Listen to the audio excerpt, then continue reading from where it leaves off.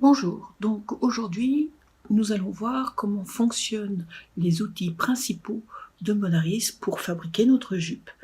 Allez, je vous attends sur l'écran.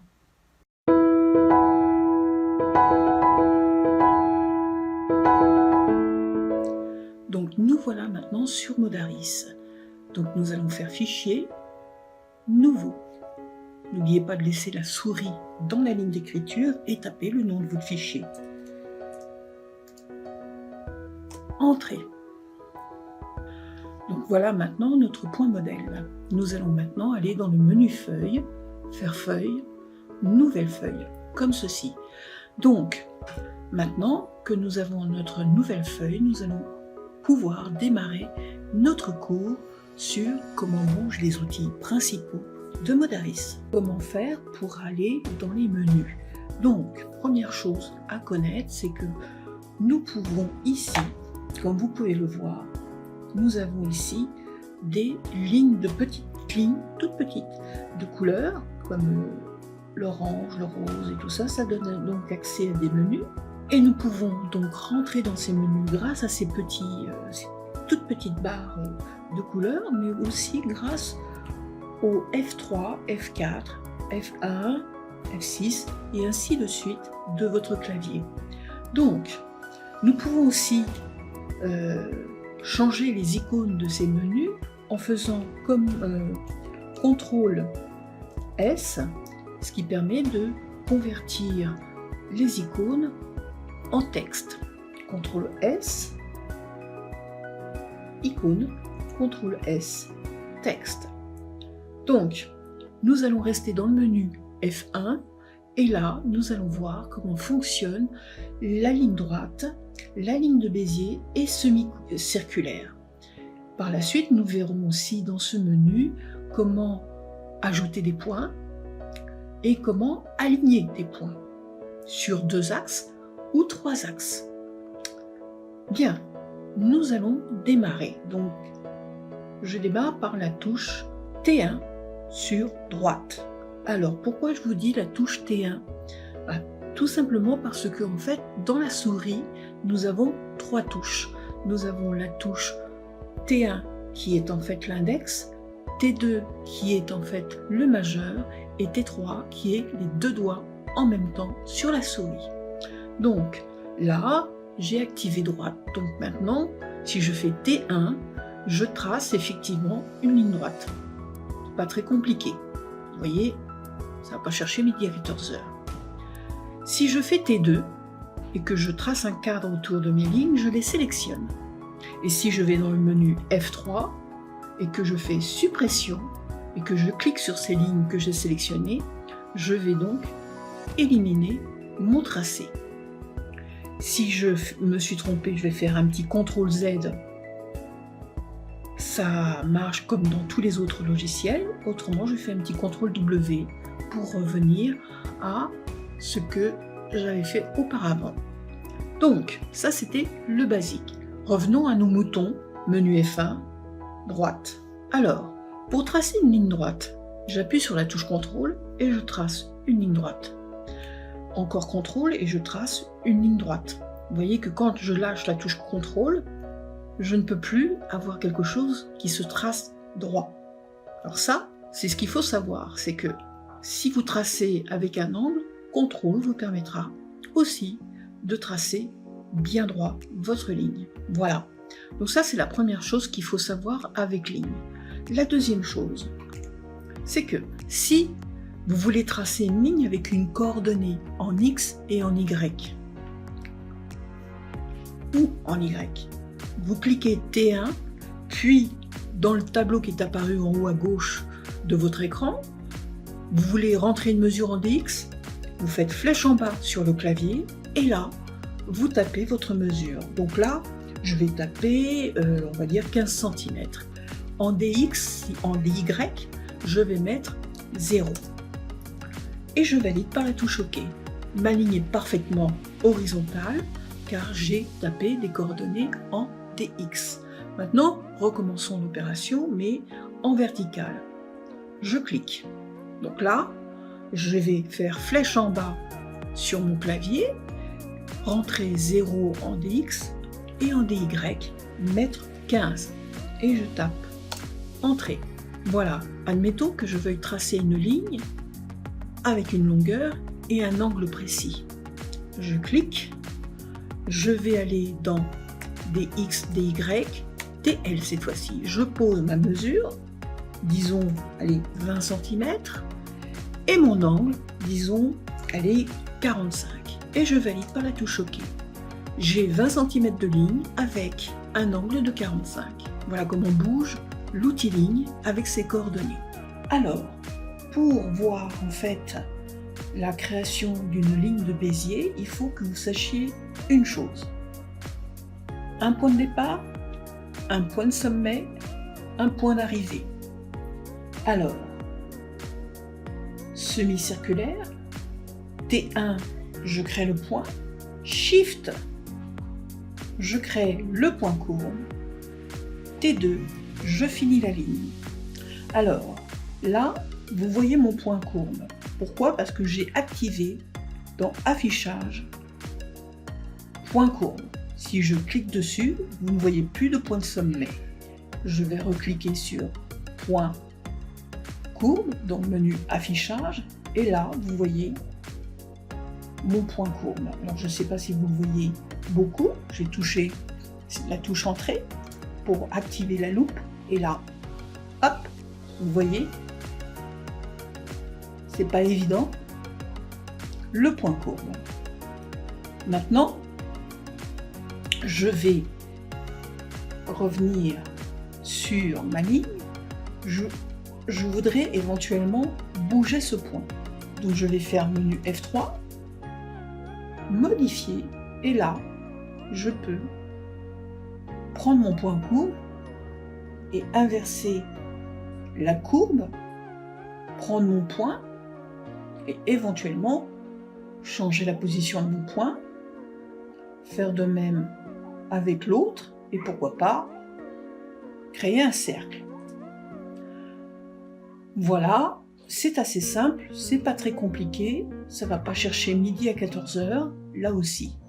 Donc maintenant nous allons voir notre ligne de Bézier. Donc nous allons dans le menu F1, Bézier, facile à reconnaître au niveau de l'icône, CTRL S, Bézier. Alors, contrairement à la ligne semi-circulaire, si je trace une ligne entièrement droite, vous allez me dire, c'est pas une courbe. Certes, j'ai un point de départ, un point d'arrivée. Maintenant, allons dans le menu Affichage et nous allons aller chercher Poignée. Là, rien ne se passe non plus, mais si je vais aller dans le menu F3 et que j'active Modifier, raccourci clavier petit r, vous allez choper une poignée d'un côté, faire glisser l'autre poignée de l'autre côté, et là, nous avons bien, hop, une courbe qui se forme. Alors moi, j'adore cette courbe parce qu'en fait, elle est super maniable. Je vais vous montrer pourquoi je l'aime. Maintenant, je vais faire comme la semi-circulaire. Je retourne dans F1, je refais Bézier, je clique un point de départ, T1, Shift, un point de sommet, T2, un point d'arrivée. Vous voyez que là, à mon point de sommet, j'ai des tangentes qui se sont créées. Et là, si je vais dans F3 et que je fais Modifier, je vais, hop, bouger à mon point courbe de chaque côté. Je vais bouger en fait mes tangentes, ce qui va me permettre de moduler ma courbe comme je l'entends. Et donc, par conséquent, vous l'avez compris, je vais pouvoir dessiner mes lignes de patron d'emmanchure, de galbe de jupe et bien d'autres choses à ma guise. Parce que en fait, en tant que modéliste patronnière, là j'ai un outil fabuleux de création. Voilà ce qui conclut en fait la ligne de Bézier. Donc maintenant nous allons ajouter des points sur cette ligne. Alors, Là aussi, ce n'est pas compliqué, croyez-moi. Donc j'active ajouter point, petit CTRL S pour voir l'icône. Donc,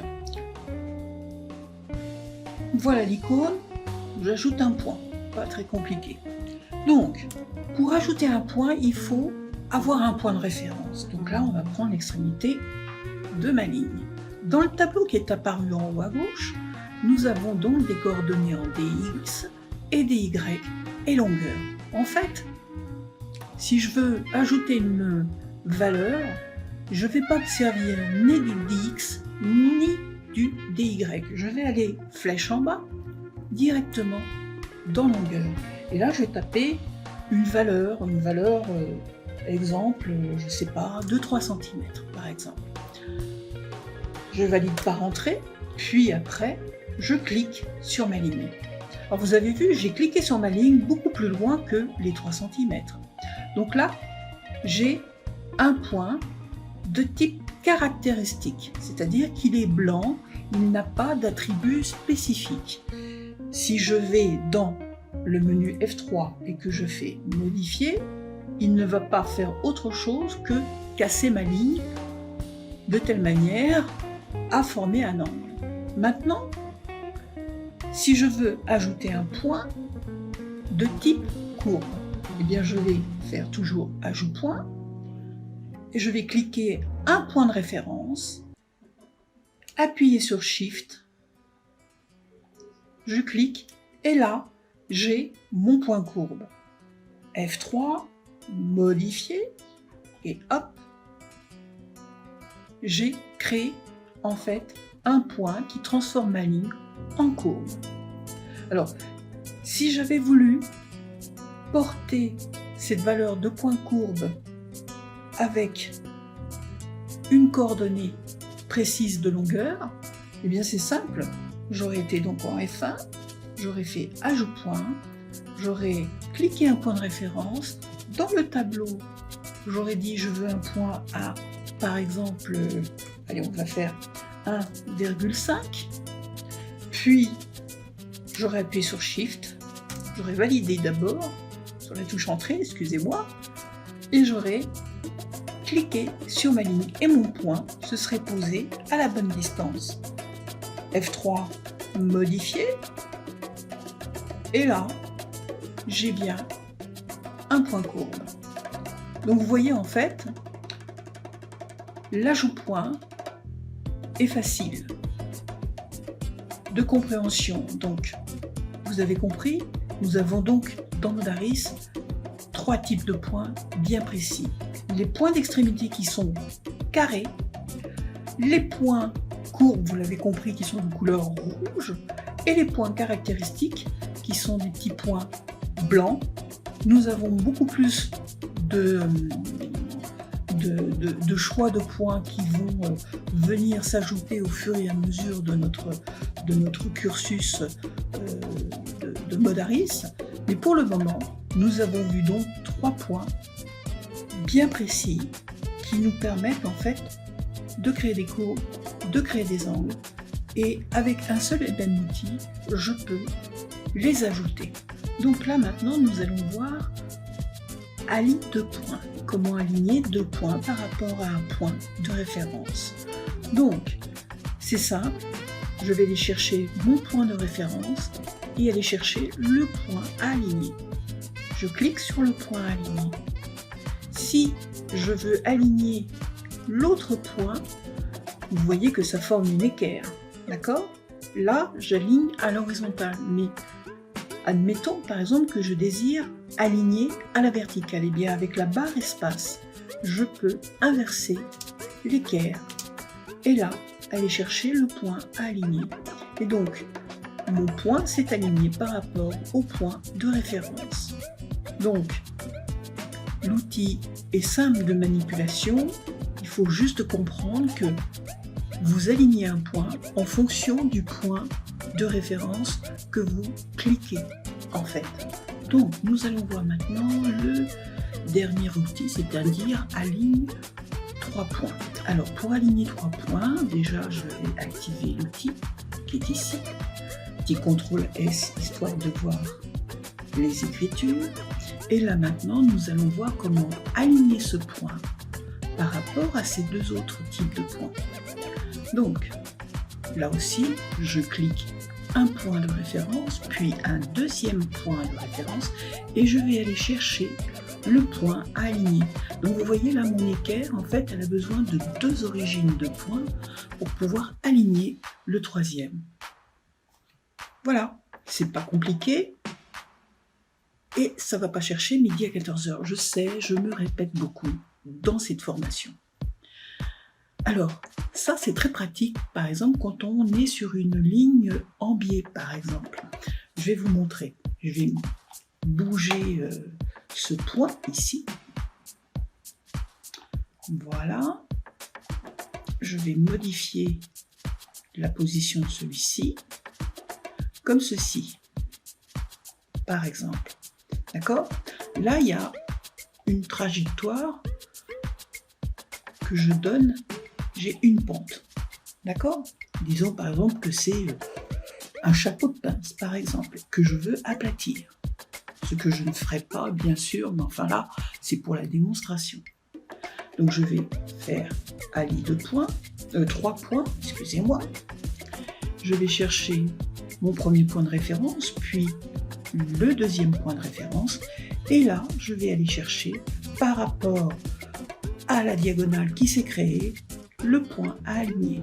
Et là, vous avez la diagonale parfaite entre deux points sélectionnés. Donc là, maintenant, nous allons voir comment tracer des parallèles dans Modaris. Alors, je suis toujours dans le menu F1 et je vais aller chercher parallèle. Petit CTRL S, histoire de voir une cône. Et là maintenant, je vais tout simplement tracer une droite. On va tracer une droite. J'appuie sur la touche CTRL, comme ceci. Maintenant, je vais cliquer sur parallèle. Et là, je vais tout simplement rentrer une mesure dans le tableau. Et comme j'ai descendu la souris, je vais rentrer un paramètre négatif. Donc là, je vais taper moins 30. Moins, alors flèche en bas, n'oubliez pas, faites pas comme moi, flèche en bas, puis 3 cm, moins 3 cm, et je tape sur la touche Entrée. Tiens, elle est remontée, là c'est bizarre, elle n'aurait pas dû normalement. Alors ça arrive de temps en temps dans Modaris, faut pas trop se prendre la tête, on fait un petit CTRL Z, et puis on tape, et là, normalement, si je fais moins 3, ça devrait être bon. Voilà, c'est moi qui m'étais trompé. Donc, maintenant, je vais essayer avec tout simplement une courbe.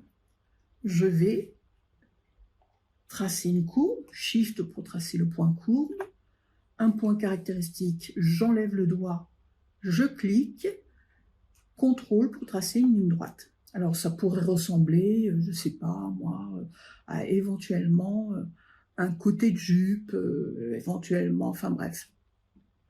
Peu importe. Je clique sur parallèle et là, je vais tout simplement créer une parallèle à 2 cm et je valide par entrée. Voilà, donc j'ai bien ma parallèle à 2 cm.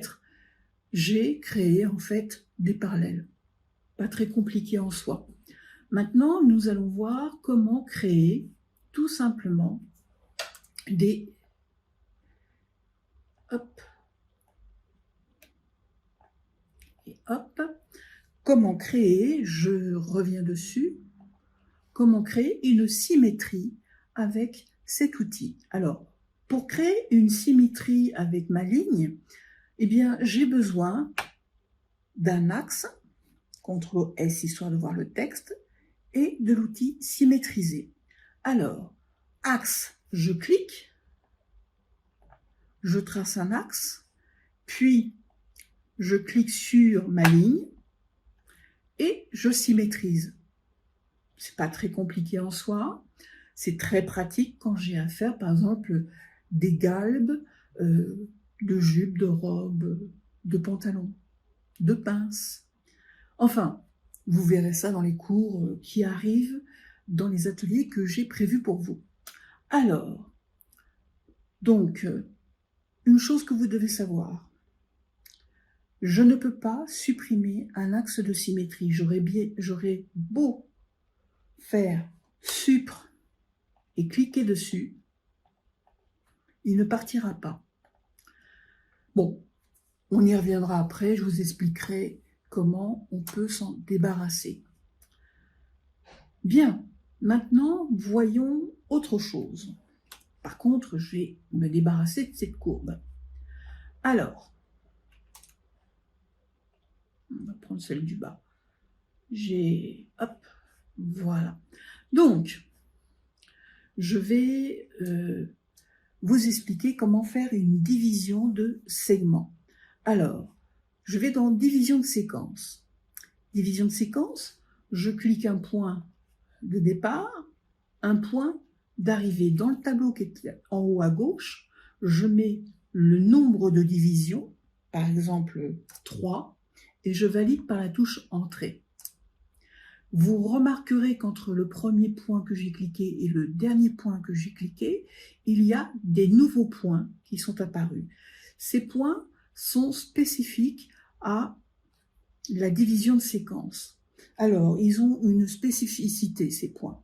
C'est que, en fait, ce sont des points glisseurs. C'est-à-dire que si je prends l'outil modifier du menu F3, d'accord, et que je clique sur l'un de ces points de division, vous voyez que si je clique sur la ligne, il bouge de position.